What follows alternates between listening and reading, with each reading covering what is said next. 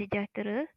Okey, hari ini kita sambung lagi dengan perbincangan berkaitan dengan faktor-faktor yang mempengaruhi ataupun faktor-faktor yang perlu dipertimbangkan untuk menghasilkan visi, misi dan juga objektif perniagaan. Dan kita sedang melihat kepada salah satu daripada faktor tersebut, iaitu faktor titik pulang modal. Okey. Jadi faktor titik pulang modal ni sebenarnya faktor antara topik yang paling penting untuk dibincangkan. Okey. Jadi kita tengok dekat bahagian pertama, kita ada dua cara sebenarnya untuk melihat titik pulang modal ni. Okey, dan sebenarnya titik pulang modal ni penting supaya untuk memastikan penting untuk dibuat, okey, untuk memastikan perniagaan yang dijalankan boleh kekal dalam pasaran. Okey. So, ia adalah asas ukuran kepada perniagaan baru atau penghasilan produk baru untuk mengetahui perniagaan tersebut boleh terus beroperasi ataupun tidak. Okey. Jadi itu penting. Dan ada dua cara sebenarnya yang kita boleh tengok sebenarnya. Okey, cara yang pertama melalui rajah, okey, yang seperti di hadapan ni. Dan cara yang kedua iaitu menggunakan rumus, menggunakan rumus. Okey, jadi cikgu tunjuk macam mana kamu nak faham, okey, menggunakan rajah. Okey. So dekat sini rajah 3.10 titik pulang modal. Okey, pertama sekali cikgu nak tunjuk sebenarnya untuk mencari titik pulang modal ni senanglah. Okey, S1. Okey, S1 adalah titik pulang modal. Okey, TPM, titik pulang modal. Okey. Dan bagaimana titik pulang modal ni dapat? Okey, kalau kamu tengok sebenarnya ada petunjuk di situ. Ada petunjuk berwarna pink, petunjuk berwarna biru. Okey. Jadi berwarna pink tersebut adalah jumlah hasil, manakala biru untuk jumlah kos. Okey. So bila titik pertemuan TPM tu ataupun titik pulang modal bila jumlah hasil, jumlah hasil sama dengan jumlah kos. Okey. Sama dengan jumlah kos. Okey. So akan berlaku di titik TPM lah, yang sering dikatakan sebagai pulang modal. Pulang modal ni bermaksud jumlah hasil sama dengan jumlah kos. Pulang modal maknanya tidak rugi, okey, tidak mengalami kerugian dan tidak juga mendapat keuntungan. Okey. Itu kita kata titik pulang modal. Okey, sebab tu di dalam rajah kalau tengok dilihat macam tu titik pulang modal kita tu dekat S1 tu. Okey.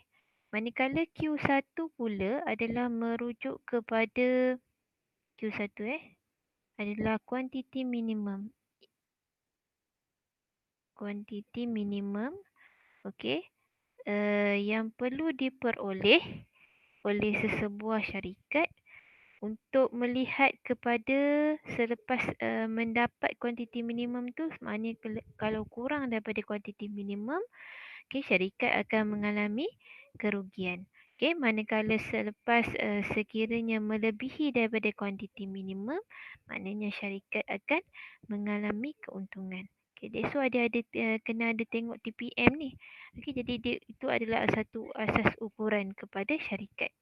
Okey, so kita tengok yang seterusnya. Okey, macam mana dia dapat? Okey, contohnya tadi cikgu ada cakap pasal untung kan.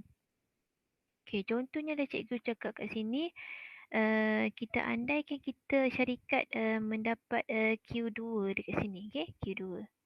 Okey, cikgu naikkan sikit naik atas. Okey, dekat lakaran tu. Okey, so dia akan ada lakaran Q2 dekat situ. Okey, Q2 nampak bila kat atas. So jumlah hasil dekat Q2, okey, jumlah hasil, jumlah hasil melebihi daripada jumlah kos. Okey. Tengok Boleh tengok kan? Okay, so dekat mana jumlah hasil dekat melebihi jumlah kos bermaksud syarikat mengalami keuntungan sebanyak ni. Okay. Sebanyak tu. Syarikat untung lah. Okay. So, ada satu lagi. Contohnya cikgu lukis untuk Q3. Okay, diandaikan syarikat mengeluarkan produk ataupun kuantitinya sebanyak dekat Q3. Okay. Okay, jadi cikgu lukis sikit. So, dekat situ, syarikat telah mengalami kerugian sebanyak yang telah dilakarkan tu. Okay. Jadi boleh nampak tak bila berkurang daripada Q1. Okay. So, dia akan mengalami kerugian. Syarikat akan mengalami kerugian. Okay. Bila mana dia melebihi daripada Q1, okay, syarikat akan mendapat keuntungan. Okay. Yang sebenarnya kita nak tengok dalam titik pulang modal.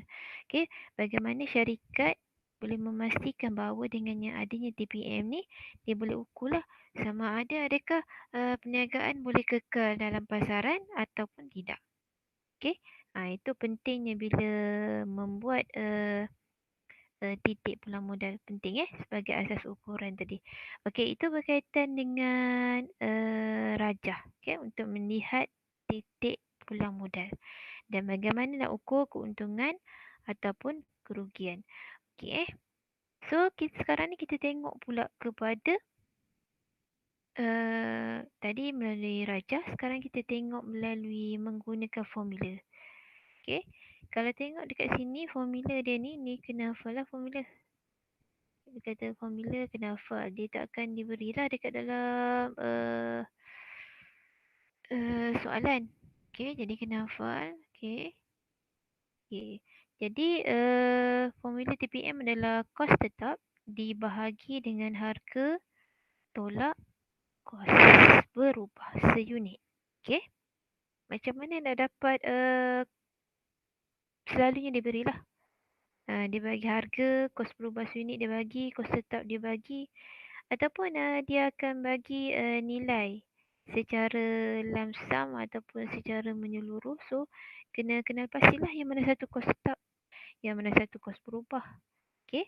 Sebab kita ada belajar kos tetap. Mungkin tidak secara detail Nanti semasa kamu di tingkatan 5, kamu akan belajar detail sedikit berkaitan apa itu kos tetap, apa itu kos berubah. Okay. Secara umumnya kalau kita nak cakap kos tetap ni tidak berubah, maknanya kosnya akan tetap dibayar walaupun jumlah pengeluarannya bertambah ataupun berkurang. Okey, belanja yang terpaksa dikeluarkan tu adalah tetap. Okey, walaupun tidak menghasilkan produk. Okey, maknanya walaupun peringkat pengeluaran adalah sifar, okey, kos tetapnya tetap dibayar. Tapi kalau kos berubah, dia mengikut kepada produk tersebut.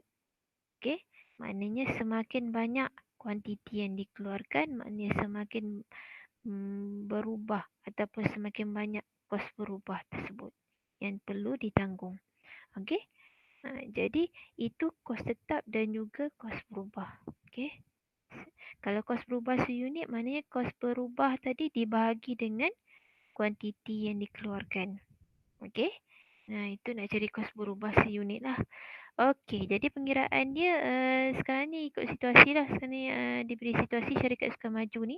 Okey, dia keluarkan kos tetap sebanyak RM500,000. Okey.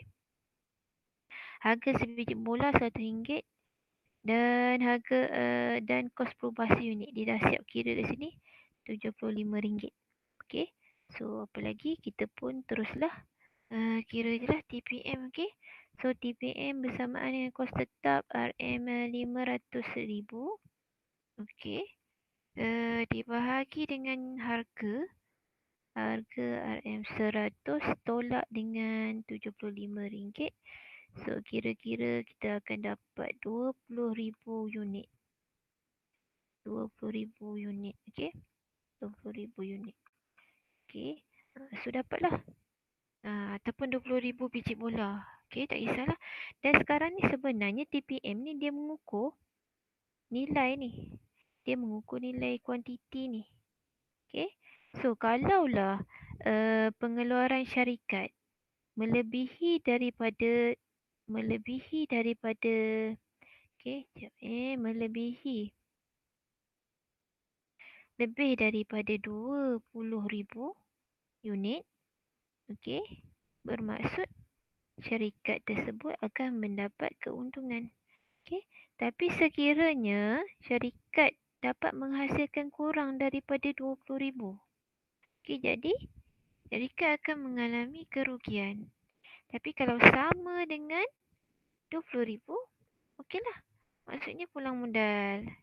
Itu yang dikatakan sebagai titik pulang modal. Dia mencari nilai kuantiti tersebut. Okey, jadi boleh faham Okey, jadi itu dahulu untuk hari ini. Semoga anak murid cikgu semua faham. Okey, kalau tak faham boleh tanya di lain masa, insya-Allah. Okey, bye. Assalamualaikum.